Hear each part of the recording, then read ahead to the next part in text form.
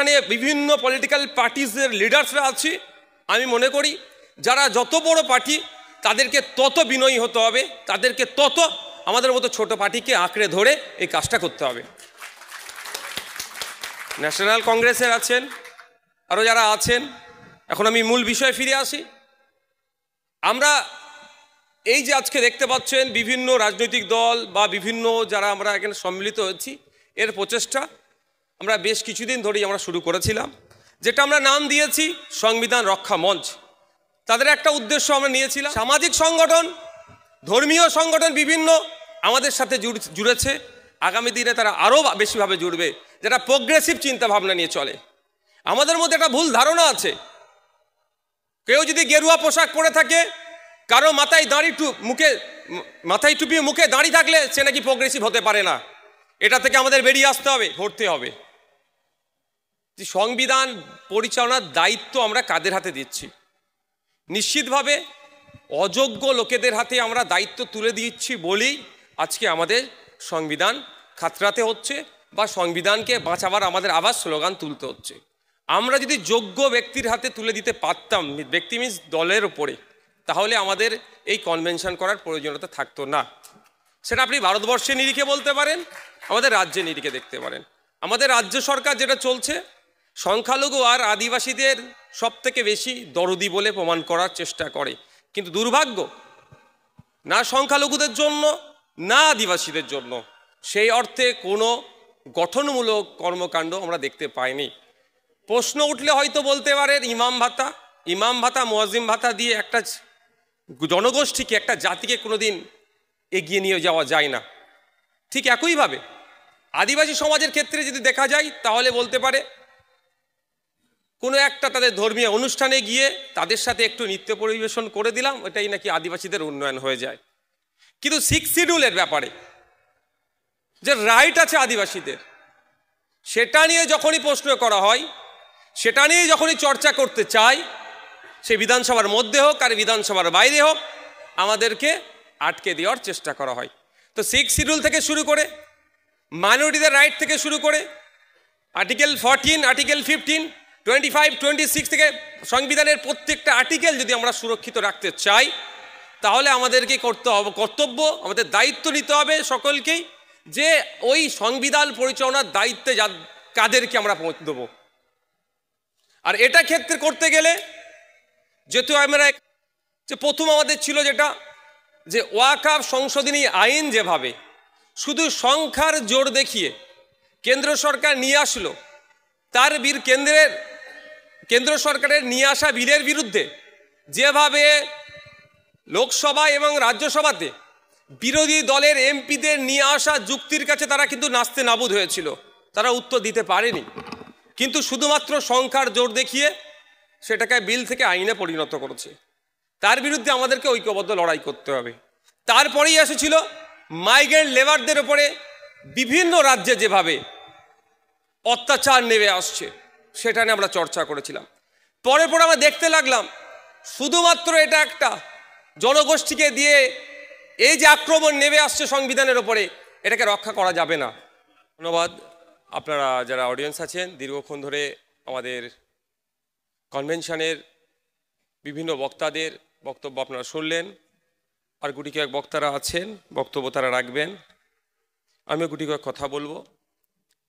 আজকে আমাদের কনভেনশনটা হচ্ছে সংবিধান বাঁচানোর ওপরে, দেশ বাঁচানোর ওপরে। তো দেশ আর সংবিধান বাঁচাতে গেলে যেটার মূল লক্ষ্য বা যেটা দরকার, সেটা আমরা হয়তো অনেকে ভুলে যাচ্ছি। সমস্যাটা হচ্ছে ওই জায়গাটায় আমাদেরকে अदानी जी को मिलेगी। बोला कैसे? बोले वैसे ही जैसा 370 जब समाप्त होता तो हम सब लोग जो है डल लेक के सामने जमीन खरीदते। कितना लोग जमीन खरीदे हैं डल लेक के सामने? एक आदमी हाथ उठाइए जो कश्मीर में जमीन खरीदे हो। डिबेट याद है? यही डिबेट था ना कि अब भारत का कोई भी नागरिक जाकर के कश्मीर में जमीन खरीद लेगा। हम लोग भी खुश हो रहे थे, बढ़िया मकान बनाया जाएगा कॉटेज पहाड़ पर, बर्फीली पहाड़ियों के बीच में, बढ़िया समर वेकेशन होगा। खरीदे जमीन। ये खेल समझना होगा। ये सारी लड़ाइयां, दोस्त का सारा मुनाफा आपके जेब पे डाल देते हैं और आप अपनी जेब देखें नहीं, इसीलिए औरंगजेब का बहस शुरू कर देते हैं। कितना मजेदार है। आप औरंगजेब पे बहस कीजिए, वो आपकी जेब काटते रहेंगे। और वक्फ पे यही दलील दी गई कि वक्फ में बहुत सारा गड़बड़ी है, वक्फ का जमीन लेकर के विकास का काम किया जाएगा। अव्वल तो ये बताइए, जिन मुसलमानों का भला ये वक्फ का बदल करके करना चाहते हैं, उन मुसलमानों के लिए उत्तर प्रदेश की सरकार ने कानून बनाया कि आप अपने छत पर भी नमाज पढ़िएगा तो आपको पासपोर्ट छीन लेंगे। सुने हैं कि नहीं? ये कैसा भलाई करना चाहते हैं ये? तो एन केन प्रकारेन माहौल बना करके, जैसे हर बार करते हैं, देश को ठगते हैं। और मैं एक बात से सहमत हूं, बीजेपी कहती है हिंदुओं को बचाने की जरूरत है। बिल्कुल, भाजपा से बचाने की जरूरत है। जैसे वो बोलते हैं ना, बेटी बचाओ बेटी पढ़ाओ, एक्चुअली बेटी को बचाने की जरूरत है इनसे। डिजिटल इंडिया का असली फायदा अगर कोई उठा रहा है तो बीजेपी का नेता और कार्यकर्ता उठा रहा है। देख रहे हैं, सड़क से लेकर के, कार्यालय से लेकर के, कर्नाटक से लेकर के उत्तर प्रदेश तक बढ़िया जो है HD क्वालिटी वीडियो दे रहे हैं। ये किससे बचाने की जरूरत है?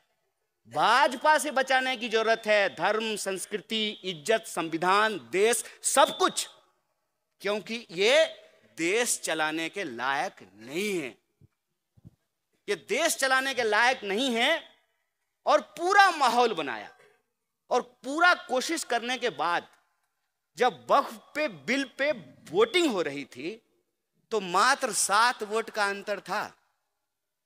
ये सारा जो मेकअप लगा करके, नया नया सूट पहन करके, फंसी ड्रेस में जो घूमते रहते हैं ना दुनिया में, बस 7 वोट का ही अंतर है मोदी जी।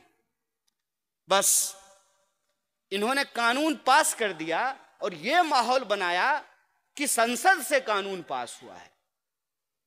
तो संसद से कल कुछ भी कानून पास हो जाए, कल को संसद से यह कानून पास हो जाए कि हम लोग नाक से नहीं कान से सांस लेंगे, तो क्या कान से सांस लेना शुरू कर देंगे?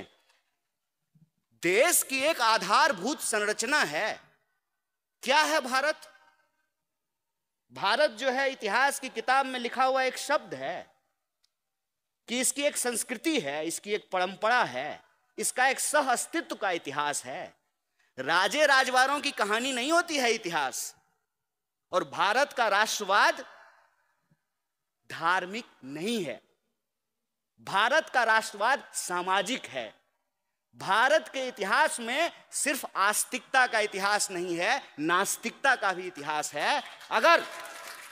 अगर आप राष्ट्रवाद को धार्मिक बनाएंगे तो मुझे बताइए कि कबीर के को क्या करेंगे? कबीर को भारत के इतिहास में कौन सी जगह देंगे?